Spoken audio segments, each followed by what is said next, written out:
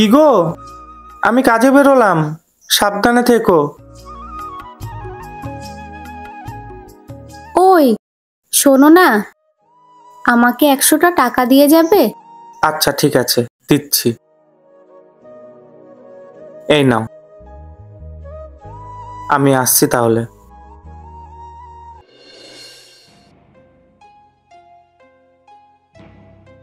কি গো, এক গ্লাস জল নিয়ে আসো তো, খুব তেষ্টা পেয়েছে। আচ্ছা ঠিক আছে, তুমি বসো, আমি নিয়ে আসছি।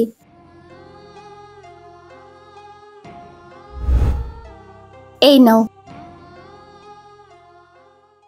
বলছি 100টা টাকা দাও না। এই তো সকালবেলায় 100 টাকা দিলাম, আবার লাগবে? দাও না গো, দরকার আছে। ঠিক আছে, দিচ্ছি। নাও ধরো।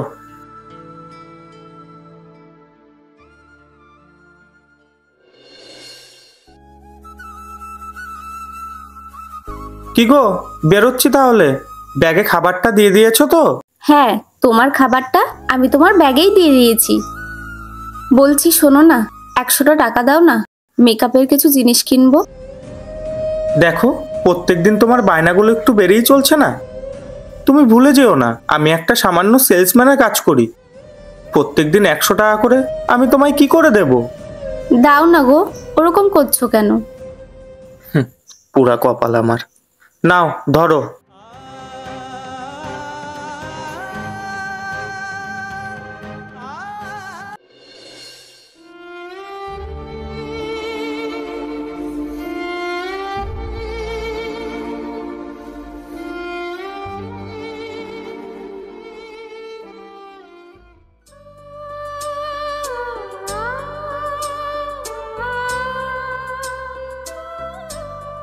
কি গো, তোমার মনটা একটু খারাপ লাগছে, কি হয়েছে?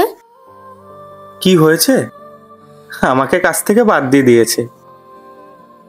এই যে আমার এই ফোনটা, এই ফোনে আর কাজ হবে না। এবার আমাকে একটা স্মার্টফোন কিনতে হবে, তবেই আমাকে কাজে নেবে। ও আচ্ছা, বলছি আমায় 100টা টাকা দাও না গো, ঘরের কিছু জিনিস কিনবো। তুমি কি দেখতে পাচ্ছ না আমার কাজটা চলে গেছে? এর মধ্যে শুধু টাকা টাকা। নাও, এই 100টা টাকাই আছে, তুমিই নিয়ে নাও।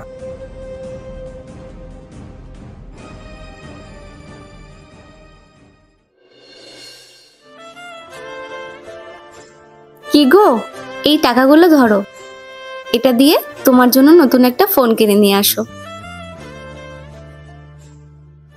এতগুলো টাকা তুমি কোথায় পেলে?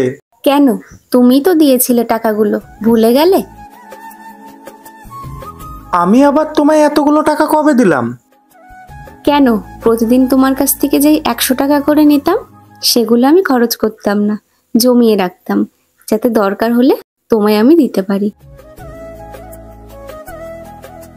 আর তোমায় অত কিছু ভাবতে হবে না, যাও এই টাকাগুলো দিয়ে সুন্দর একটা ফোন কিনে নিয়ে আসো।